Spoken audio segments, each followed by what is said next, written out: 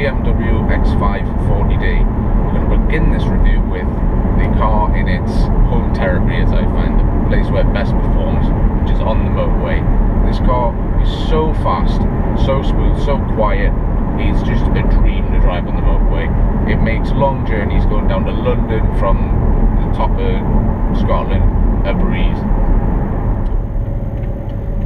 The most useful thing about a big vehicle like this is the height at which you sit, and you'll know if you drive a big 4x4 or a van, the advantage that comes with sitting higher up. You get much better visibility, and in everyday driving that's a big advantage.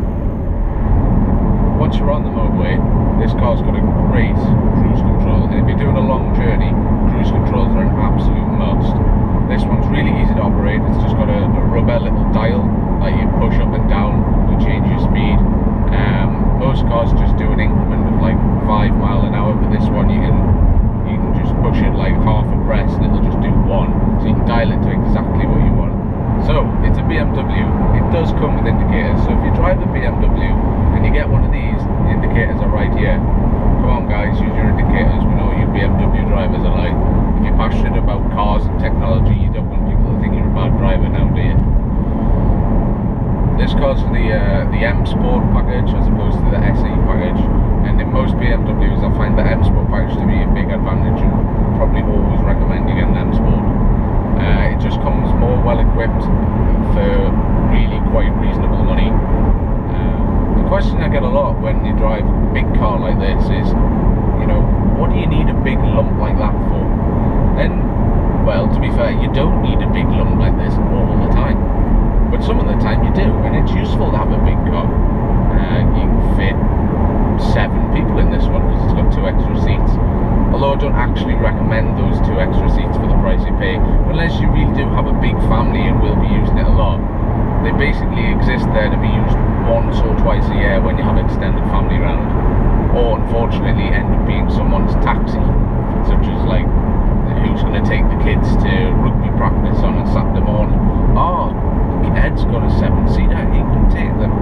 You don't want that. This one, although it's a big diesel car, it does come with a flappy paddle gearbox. Don't really recommend using it. The gearbox is excellent, and you paid for it. Let the gearbox do the gears. You relax and concentrate on something else. This car is bonkers fast. You put your foot down and you're away. For a big, like 2.5 ton vehicle, it flies along. Overtakes are just a breeze. So I haven't driven a lot of 4x4s, but the ones I have driven, they don't feel so great as road cars because they're set up for off-road, and you corner them and they roll around quite a lot. This one isn't like that. This one feels like a car. It's very stable on the road, and it rides just the same as another car would. Sometimes if you go a little bit too fast, it does feel like it might roll over, but you'd have to be going quite fast for that now. I wouldn't say it's as much as an issue in the UK, but the advantage of having a car like this is that it can be used year round. It's got a great 4-wheel drive system, and that's going to make window driving conditions not really a problem for you. As well as being a comfortable driver vehicle, it's very comfortable for passengers too.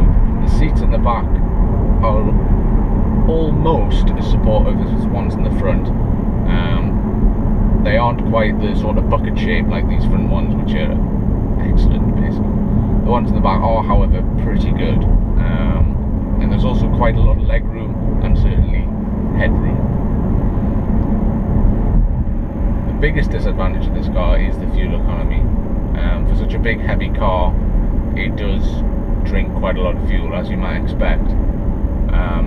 So for a pretty modern diesel engine, getting 35 to 40 mpg is below par.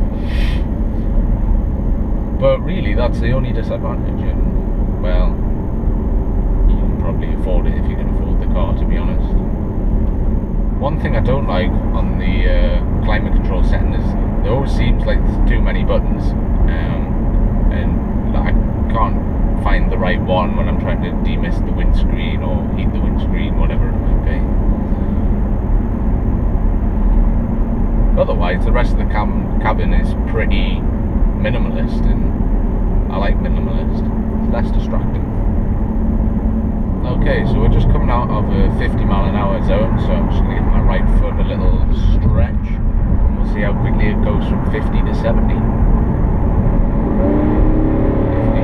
50, 60, 70. That's pretty good.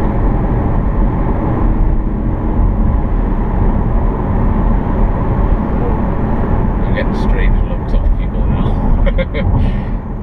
An interesting thing to note about the torquiness of the big diesel engine in this is even when you fill it with people and stuff, there's not a lot of noticeable strain on the engine.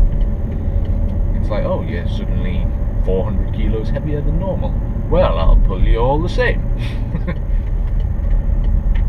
Somebody just pulled out in front of me. Oh yeah, if you're gonna have a crash in this, you don't want to pull out. This will win, put it that way.